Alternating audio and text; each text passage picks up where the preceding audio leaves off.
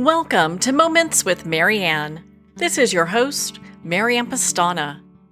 And we're here today with special guest, Dr. Steve Smith, who's here to share with us his sleeping course, Fight for the Night. So are you struggling to unlock a restful night's sleep and really reclaim your life? Well, today's guest is here to share with us how to do just that. So Dr. Steve Smith is a passionate advocate for finding rest and peace in a world filled with busyness and distraction. A medical doctor with a deep love for both science and faith, Dr. Smith brings a unique perspective to the intersection of spirituality, personal reflection, and the wonders of creation. Through his work on the Live From Rest podcast and app, he guides listeners to the glory of God by exploring timeless truths and practical approaches to living with intention and balance. Drawing on his personal journey, Dr. Smith offers thought-provoking insights into the harmony between faith and the natural world. His reflections, grounded in Scripture, encourage others to marvel at life and the universe as evidence of God's design. Known for his relatable storytelling and thoughtful approach, Dr. Smith inspires listeners to find rest in the glory of God while navigating life's challenges. Whether through his meditations, teachings, or reflections on faith, he equips audiences with tools to embrace peace, clarity, and resilience in their daily lives. So welcome to the show, Dr. Steve Smith. Thank you very much. Well, what an honor it is to have you here and to talk about this. So what even had you inspired to dive into, sleeping issues and sleep disorders? Well, I'm a doctor, I'm a physician. I've been helping people with all sorts of things for many years, which includes sleep. My main speciality for the last few decades has been addiction work.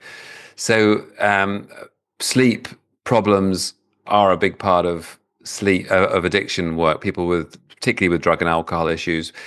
But actually, what's really got me interested in sleep is my own personal journey with insomnia. So I've described myself as a certified insomniac, and so it's always been on my mind for many years.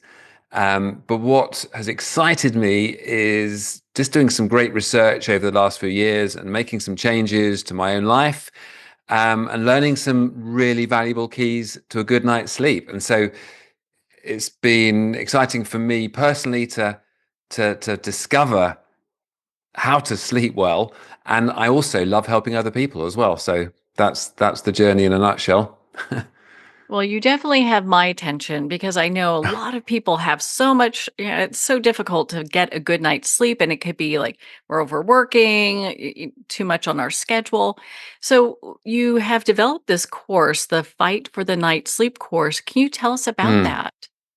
Yes, it's a course that somebody suggested that I do the course almost a year ago. And so it's been quite a labor of love. I've put a lot of work into it, really just putting into it my own learning and my research that I've done over the last a few years, actually. And it's sort of bite-sized modules on various aspects of learning how to sleep. So we look at the science of sleep. It's amazing when you actually understand what actually goes on in our heads and in our bodies when we sleep. It's remarkable how much that can help us to understand the sleep process, and that makes a big difference. But we also talk about sleep hygiene, the sort of the do's and the don'ts, the things to do and things to avoid for a better night's sleep. But the big thing, the really big thing that is a game changer and has been a massive game changer for me and for the people that I've worked with is learning to have a sleep mindset, because it's what really keeps most of people awake is anxiety about not sleeping. There are lots of things, as maybe it's too much caffeine, it's those things that you've mentioned, we're just too busy, and those are things we absolutely need to look at. But the thing that really changes the situation for us is when we learn to deal with all the stuff that goes on in our heads when we're trying to sleep. And that's what I love to really help people with. So it's quite a big deal. But the great thing is it's not that complicated, actually. It's something that we can learn. One of the things I say, by the way, is that we all once slept like a baby. Well, I mean, I know there are babies that don't sleep very well, but there was once a time when when nobody needed us. Nobody needed to teach us how to sleep. And so what I like to say is I'm teaching people to relearn to sleep like a baby, and not to be thinking and worrying about how to sleep, because that's a big part of the journey. I think that's so impressive because so many people, like you're saying, they think about the anxiety. Am I going to sleep? Am I not? And I was so shocked by the stats. Like 1 in 3 people have sleep issues. I was shocked by Yeah. that. Yeah.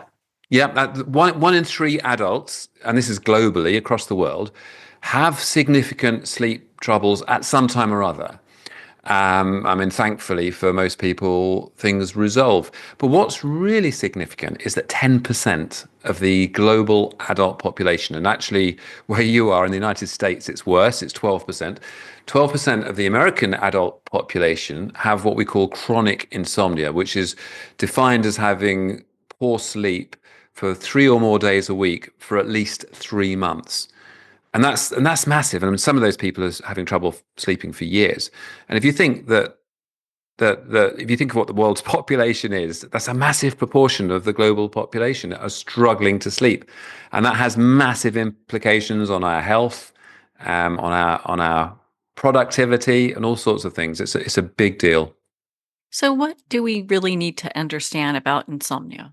Well, it's interesting. There's when you go on, if you look it up, what strikes me is that when most people do research on sleep on the internet, or they go attend seminars, there are a lot of do's and don'ts. And I think there's quite a lot. I mean, and this is what's known as sleep hygiene. There's a lot of things that we can do, things we can avoid, make our lives less cluttered, program some rest.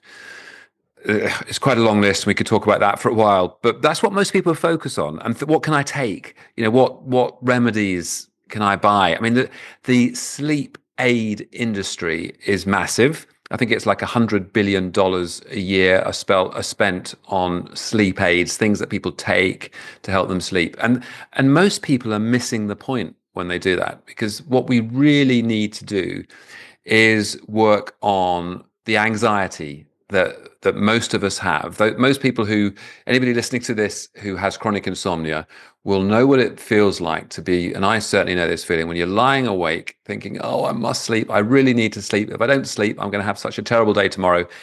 And it's knowing that is what's keeping you awake. It's actually the stress response, the fight or flight response that is keeping us awake. And so it's learning to tame it's our limbic systems, our amygdala, learning to just to slow our minds down. My course is called Fight for the Night, and the full phrase is the fight for the night is fought in the day. And if we're gonna, what so many people do is they struggle through the day, and then they leave it to nighttime, till nighttime, when they're going to try and calm themselves down. And I'd say, no, you need to calm yourself down during the day.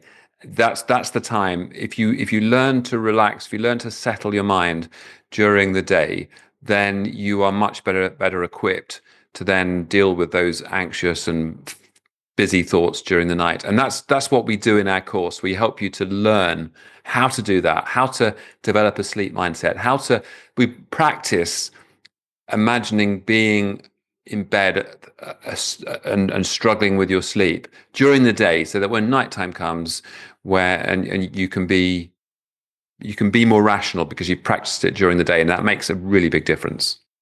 I understand that you also create a rhythm of rest. What does that look like?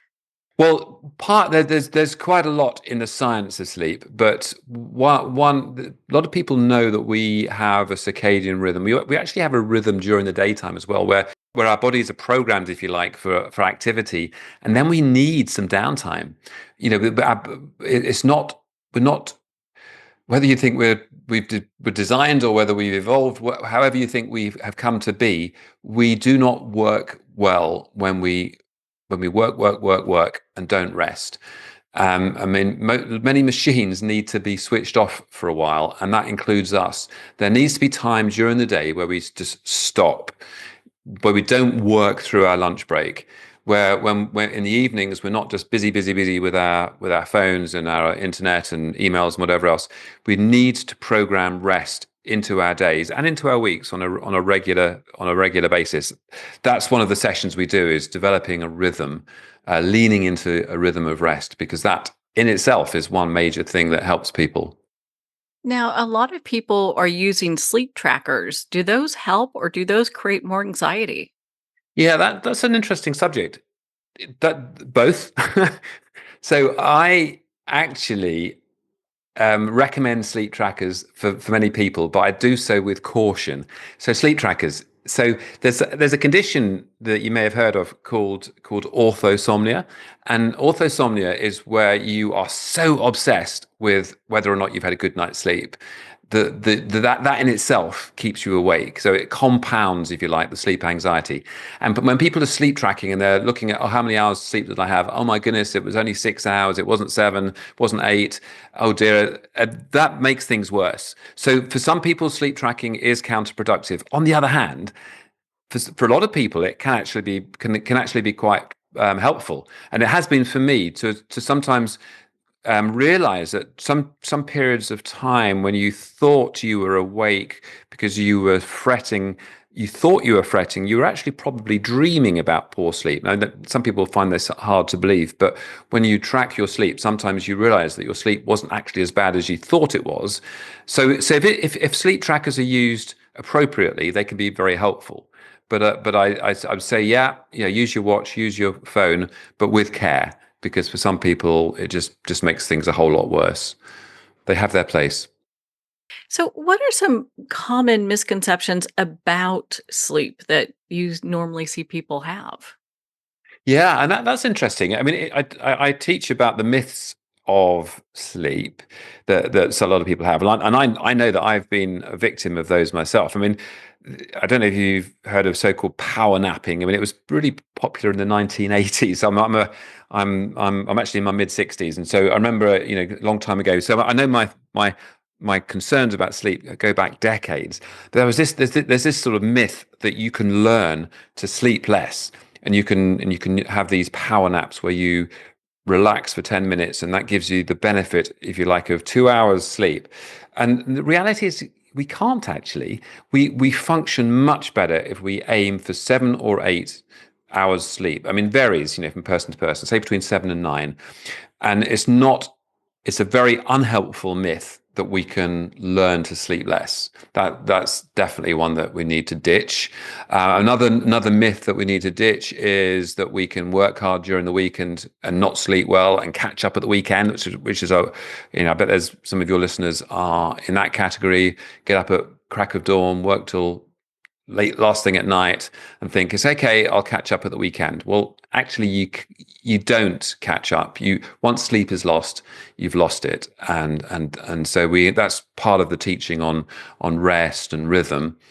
Those are two common myths. I mean, a lot of people think it's okay to take a bit of drink, or I mean, of course, I work in addiction, so I see so many people using drugs, whether they're prescribed or illicit. And a lot of people have this sort of perception that if they can just be unconscious, if they can be sedated for 7 or 8 hours, whatever, then that's okay. Well, actually, it's not. You do not get the benefit of sleep when you're using medication or alcohol. So yeah, sleep myths are quite significant. There's quite a few of them that people are buying into, and they need to be dispelled. Well, you have such a interesting and diverse background, especially when it comes to addiction and sleep. So, is there a link between the two? Do people who have poor sleep, tend to have addictive behaviors? I'd say there's a big crossover. Let's put it that way. I mean, there's an enormous number of people who have sleep problems. We've talked about how many, a third of the population have sleep issues at some time or other, and of course, not the far fewer are having serious substance addictions. But there are a lot of people who have developed a substance addiction for whatever reason, and a part of that, a significant part of it, is taking substances, whether it's drugs or alcohol or whatever, to help with their sleep. So a massive crossover for sure. I'd like to touch on your app too for a moment, Live from Rest. Can you share a little bit about that with us? Yeah, sure. I mean, it's a big part of what I do is in my course is helping people to understand mindfulness and learning to basically not be at the mercy of their thoughts. It's a very powerful tool, learning how to be mindful, how to be aware of what you're thinking about, and then having some control over what you're thinking about. So I have found mindfulness to be really helpful in my own life, and I know it has been massively helpful in many other people's lives. Been very helpful in helping people in addiction as well. So I come from I have a faith background. I would call myself a Christian, and Live from Rest is mindfulness, is faith based mindfulness. So it's not for everybody, but it is for many. So if there's anybody there who wants sort of biblical meditation, using the scriptures to as part of the focus of their their mindfulness, then Live from Rest will hopefully be a help. It's had a lot of very positive feedback. Well, I downloaded it and I thought it was such just a powerful app to have. And I think people, especially those who are in recovery and, for Christians also, and just anyone that's looking to have a peaceful way of looking at life, I found it was just a great resource.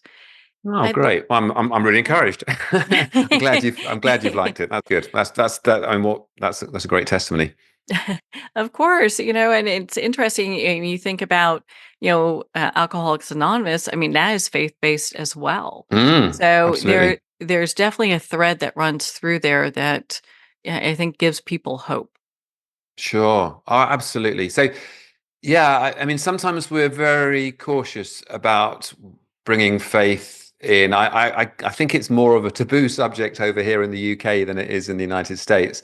Um, but the reality is, I mean, I'm a strong advocate of faith-based recovery because it helps a lot of people. And yeah, there's so much more I could say about that. But also with sleep, and if so the course Fight for the Night is I've made it to be spiritually neutral.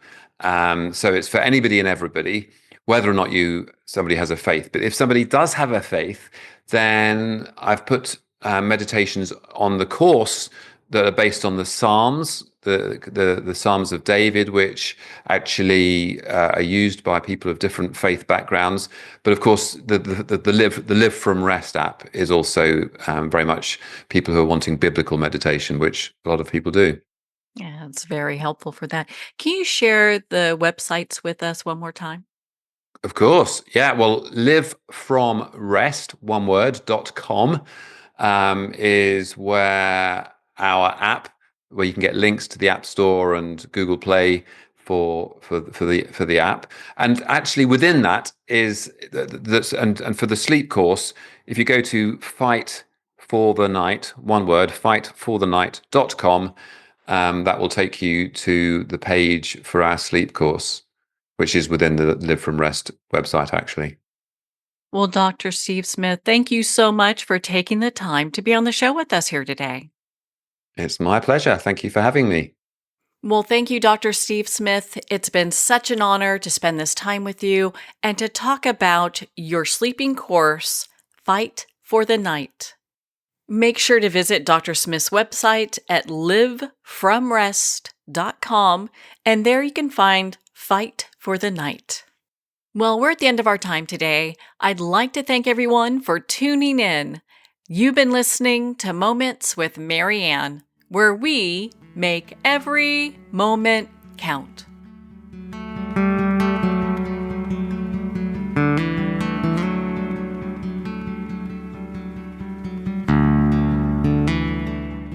In a single moment, your life can change. Moments with Marianne is a transformative hour that covers an endless array of topics with the best of the best. Her guests are leaders in their fields, ranging from inspirational authors, top industry leaders, and business and spiritual entrepreneurs. Each guest is gifted and a true visionary, a recognized leader in her own work, and while teaching others to develop, refocus, and grow, Marianne will bring the best guest and sometimes a special surprise. Don't miss this. You never know just which moment will change your life forever. Make sure to tune in and visit momentswithmarianne.com for more information.